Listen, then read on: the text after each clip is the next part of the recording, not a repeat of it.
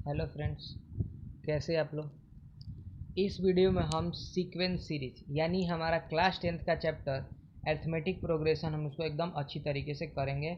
इससे बाहर आपको कुछ पढ़ने की ज़रूरत नहीं है। इससे बाहर एक भी क्वेश्चन आने वाला नहीं। समझो, सीक्वेंस अर्थमेटिक प्रोग्रेशन समझने से पहले हम थोड़ा सा बेसिक चीज़ समझ लेते हैं। बेसिक क्या होता है, कहाँ से अर्थमेटिक इक्वेशन हमारा अर्थमेटिक प्रोग्रेशन हमारा आया। तो देखो, सीक्वेंस क्या होता है। हम सबसे पहले समझो हमारा सीक्वेंस क्या होता है, सीरीज क्या होता है, कैसे में अर्थमेटिक प्रोग्रेशन आ गया वो समझते हैं। तो सीक्वेंस क्या होता है। सीक्वेंस यानी कि हमारा कभी कुछ देखने को मिल रहा है, एक जनरल टर्म में बढ़ रहा है। जैसे कि 3 बढ़ा, फिर अगला 4 बढ़ा, अगला 5 बढ़ा, 6 बढ़ा, 7 बढ़ा, 8 बढ़ा, इसे अलग अलग बढ़ते चल रहा है। इसमें 2 का होल स्क्वायर बढ़ेगा, फिर 3 का होल स्क्वायर, 4 का होल स्क्वायर, 5 का होल स्क्वायर, ऐसे अलग अलग बढ़ते चलेगा। सीरीज में क्या होता है, सीरीज में एक जनरल चीज़ बढ़ेगा। एक बढ़ रहा है तो एक ही बढ़ेगा, 2 बढ़ रहा है तो हर एक लाइन में 2 ही बढ़ते चलेगा। तो इस सीरीज से ही हमारा 3 पार्ट में टूट गया। एक अर्थमेटिक प्रोग्रेशन आ गया, अर्थमेटिक सीरीज, फिर हमारा ज्योमेट्रिक सीरीज और फिर हार्मोनिक सीरीज। लेकिन क्लास 10th में हमको केवल और केवल अर्थमेटिक सीरीज पढ़ना है, तो हम अर्थमेटिक सीरीज ही पढ़ेंगे, बाकी आगे कुछ नहीं पढ़ेंगे। ठीक है। अब देखो, अर्थमेटिक सीरीज क्या होता है। अर्थमेटिक सीरीज में क्या होता है कि हमारा जो कॉमन डिफरेंस होना चाहिए वो बराबर होना चाहिए। कॉमन डिफरेंस क्या होना चाहिए, बराबर होना चाहिए। यानी कि अगर दूसरा टर्म, कॉमन डिफरेंस क्या होता है हमारा, ये देखो, पहला टर्म दूसरा, फर्स्ट टर्म A1 2 है, सेकेंड टर्म हमारा 4 है, थर्ड टर्म हमारा 6 दिया है, फोर्थ टर्म हमारा 8 दिया है और फिफ्थ टर्म हमारा 10 दिया है। ठीक, ये हमारा सीरीज है, जिसको पहले वाले को फर्स्ट टर्म, पहला वाले को फर्स्ट टर्म बोल रहे हैं, दूसरा वाले को सेकेंड टर्म बोल रहे हैं, तीसरा वाले को थर्ड टर्म बोल रहे हैं, चौथा वाले को फोर्थ टर्म बोल रहे हैं और पांचवा वाले को फिफ्थ टर्म बोल रहे हैं। इसमें कॉमन डिफरेंस हमारा सेम होना चाहिए। अब बोलो कि कॉमन डिफरेंस निकलेगा कैसे। तो दूसरे वाले को पहले वाले से, हर एक लगातार आगे वाले को पीछे वाले को घटाओगे, आगे वाले से पीछे वाले को घटाओगे, तो जितना आएगा वही तुम्हारा क्या होगा, कॉमन डिफरेंस होगा। यानी कि A2 में से A1 घटाओगे तो कॉमन डिफरेंस होगा, A3 में से A2 घटाओगे कॉमन डिफरेंस होगा, A4 में से A3 घटाओगे कॉमन डिफरेंस होगा। अगर सबको घटाने के बाद कॉमन डिफरेंस सेम आ रहा है यानी वो अर्थमेटिक सीरीज है। अगर सेम नहीं आ रहा है यानी वो अर्थमेटिक सीरीज नहीं है। फर्स्ट टर्म क्या है हमारा, A1 जो हमारा फर्स्ट टर्म है, सेकेंड टर्म हमारा A2 है, थर्ड टर्म हमारा A3 है, फोर्थ टर्म हमारा A4 है और फिफ्थ टर्म हमारा A5 है। अब देखो, जनरल टर्म का फॉर्मूला क्या होता है। जनरल टर्म पूछे, लास्ट टर्म पूछे और एन टर्म पूछे तो इसका एक फार्मूला है। जनरल टर्म, लास्ट टर्म और एन टर्म, उसका क्या होता है, A+n-1 × D। क्या होता है five formula, A+n-1 × D। A+n-1 × D। ए क्या होता है, फर्स्ट टर्म होता है। एन क्या होता है, एन क्या होता है, वो नंबर ऑफ टर्म्स, कितना नंबर ऑफ टर्म्स है। डी क्या होता है, कॉमन डिफरेंस होता है। ठीक है। देखो, तो देखो, अगर मान लो कि खाली पूछा कि A1 क्या होगा, तो पहला टर्म हमारा A1 होता है। A2 निकालना है तो A में D जोड़ दो, A में D जोड़ दो। A3 निकालना है तो A+2D कर दो, एक कम करके A लिखो।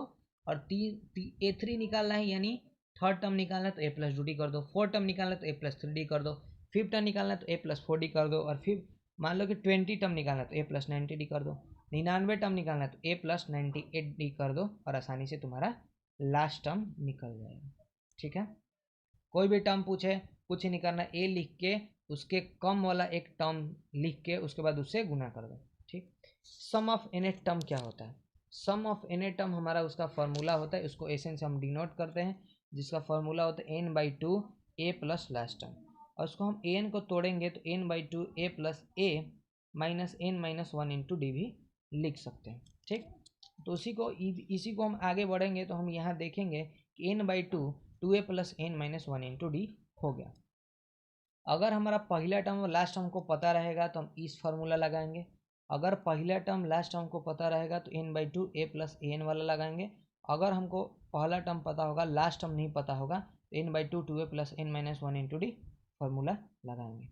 एक क्वेश्चन देख लो, जैसे कि वहीं हमारा यहीं वाला दिया हुआ होगा, यहीं वाला हमारा सीरीज दिया है जो कि अर्थमेटिक सीरीज है, उसी का सम ऑफ निकालना है। मतलब कि पूरे का जोड़, देखो ऐसे जोड़ रहा है तो कितना आएगा, 10 8 18 6 24 4 28 2 30, कितना आ रहा है, 30 आ रहा है। कितना आ रहा है, 30 आ रहा है।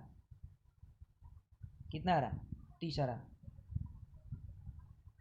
ऐसे ही से तो कितना टर्म है, 5 टर्म है, हमको निकालना है 10 टर्म का। इसके आगे आगे बढ़ेगा, इसका 10 टर्म का सम क्या होगा, तो n की जगह क्या होगा 10 होगा बाई 2। पहला टर्म क्या है, पहला टर्म हमारा यहाँ फर्स्ट टर्म हमारा 4 है, लास्ट हमको पता नहीं तो ये वाला फॉर्मूला नहीं लगाएंगे, कौन वाला लगाएंगे, n/2 2a + n-1 × d। तो a की जगह यहाँ रखोगे 2, तो यहाँ 10/2, तो n कितना होगा, 10 टर्म का निकालना है तो 10/2, a की जगह 2 तो यहाँ हो जाएगा 4, और n कितना है 10 - 1 9 और गुना d 2। तो उसके बाद आसानी से हम देखेंगे तो हमारा 110 हमको देखने को मिलेगा। देखो एग्जाम्पल में हमारा दिया हुआ है, हम क्वेश्चन अब समझा रहे हैं, इससे बाहर एक भी क्वेश्चन आने वाला नहीं है, इससे बाहर एक भी क्वेश्चन आने वाला नहीं है। तो समझो एग्जाम्पल हमारा 100 है फर्स्ट टर्म, फिर 80 60 40 ऐसे ही से हमारा जा रहा है, पहला टर्म 100 80 60 40 ऐसे ही से जा रहा है, और हमारा क्वेश्चन पूछ रहा है कि पहला निगेटिव टर्म क्या होगा, पहला निगेटिव टर्म क्या होगा। तो पहला निगेटिव टर्म क्या होगा, तो हम बोलेंगे कि भाई लास्ट टर्म हमारा 0 से छोटा होना चाहिए, वहीं तो हमारा पहला निगेटिव टर्म होगा। लास्ट टर्म हमारा लास्ट टर्म हमारा 0 से छोटा होना चाहिए, तो लास्ट टर्म हमारा 0 से छोटा इसे लिख दिए। फिर उसको तोड़ेंगे कि फॉर्मूला क्या होता है, तो a + n-1 × d < 0। a की जगह कितना है 100, n की जगह कितना है, तो n तो हमको पता ही नहीं, n ही तो निकालना है कि कितना पहला वो कौन सा टर्म होगा जो कि पहला निगेटिव होगा।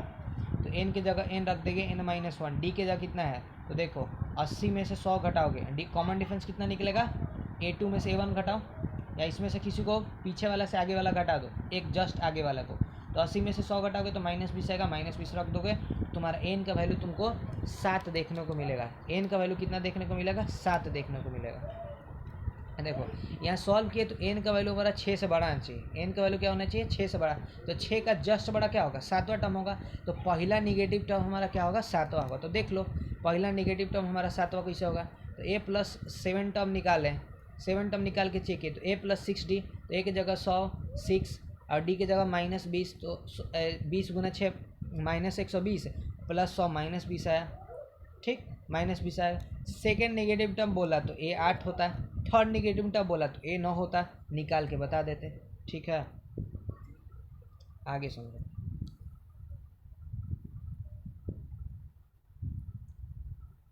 आगे समझो, सम ऑफ फर्स्ट n नेचुरल सम, लगातार नेचुरल नंबर दिया होगा, पूछेगा कि पूरा सम क्या है, मान लो कि 1 से लेके 100 तक बोलेगा उसका सम कितना होगा, तो हमको तो इसे याद है कि 5500 होगा, क्या होगा 5500 होगा। तो सम ऑफ फर्स्ट n नेचुरल का सम पूछेगा तो कुछ नहीं करना, n × n + 1/2, n × n + 1/2, n का जो भी वैल्यू होगा, जितना नंबर ऑफ टर्म्स होगा वो n हो जाएगा, बस n का तो ही वैल्यू डालना है, और इसके अलावा तो कुछ डालना ही नहीं। तो अच्छा बताओ, एक क्वेश्चन है, बहुत सारे लोग n ही नहीं निकाल पाते, कितना नंबर टर्म्स है वही नहीं निकाल पाते हैं। तो बताओ 1 से लेकर अगर 10 टर्म होगा तो कितना होगा, कितना होगा n 10, 1 से लेकर 100 तक होगा तो कितना होगा 100। अगर हम बोल दें कि 50 से लेकर 100 तक कितना होगा 100, 50 से लेकर 100 तक कितना होगा 100, 50 से लेकर 100 तक में कितना होगा 100। अगर बोल दें कि हम 3 5 ऑड नंबर ऑफ टर्म्स खाली बोल दें, 3 5 7 9 11 से लेके 99 तक गया है, कितना नंबर टर्म्स होगा, तो तुम कंफ्यूजन में पड़ जाओगे। इस तो आराम से निकाल दी कि 50 और 100 के बीच में 50 होगा, 1 और 10 के बीच में 10 होगा, और 1 और 100 के बीच में 100 होगा। लेकिन अगर हम खाली ऑड नंबर पूछ दिए या खाली हम इवन नंबर पूछ दिए, खाली हम इवन नंबर पूछ दिए तो कैसे निकालोगे। तो इसका निकालने का तरीका क्या है भाई,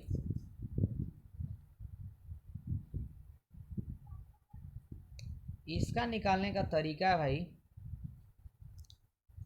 इसका तरीका निकालने का है, मान लो कि हमारा 3 है 5 है 7 है 9 है, हमारा 33 तक मान लो दिया हुआ है, डॉट डॉट डॉट 33 तक दिया है, हमको बताने कितना टर्म है, खाली हम टर्म पूछ रहे हैं। तो इसका टर्म निकालने के लिए हमारा लास्ट टर्म कितना है, यानी n, लास्ट टर्म में फर्स्ट टर्म को घटा दो, लास्ट टर्म में से फर्स्ट टर्म को घटा दो और नीचे उसका कॉमन डिफरेंस लिख दो, लास्ट टर्म में से फर्स्ट टर्म घटा दो, नीचे उसका कॉमन डिफरेंस लिख दो, फिर उसमें +1 कर दो, फिर उसमें +1 कर दो। तो लास्ट टर्म कितना है, यहाँ 33 है, फर्स्ट टर्म कितना है 3 है, कॉमन डिफरेंस कितना है, 5 में से 3 गया 2 है, +1।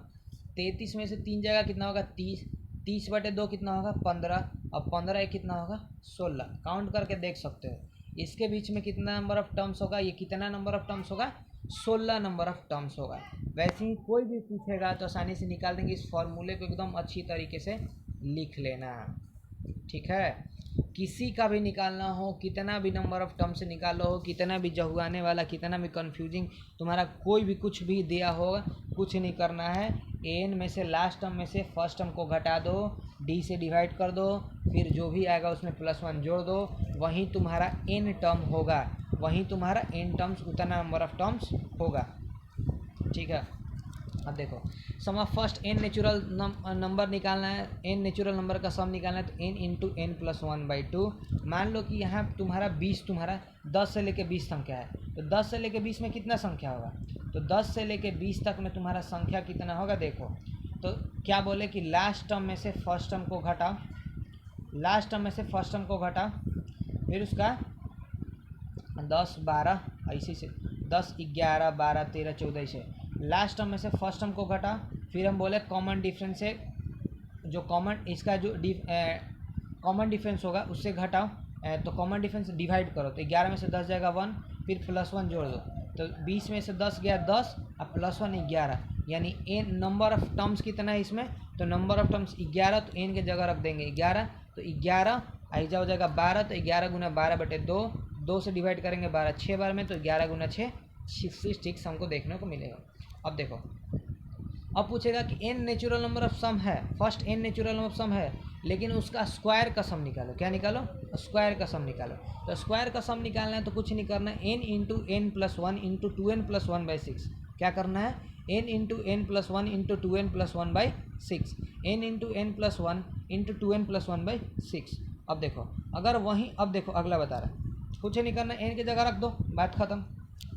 अब देखो अगर फर्स्ट एन नेचुरल नंबर का क्यूब का सम निकालना है तो क्या करेंगे, तो जो हम पहला वाला का एन नेचुरल नंबर के लिए निकाले थे, एन इंटू एन प्लस 1/2 का एन इंटू एन प्लस 1/2, उसका होल स्क्वायर कर दोगे तो उसका क्यूब का भी सम आ जाएगा, उसका होल स्क्वायर कर दोगे तो उसका क्यूब का भी सम आ जाएगा, उसका होल स्क्वायर कर दोगे तो उसका क्यूब का भी सम आ जाएगा, ठीक है।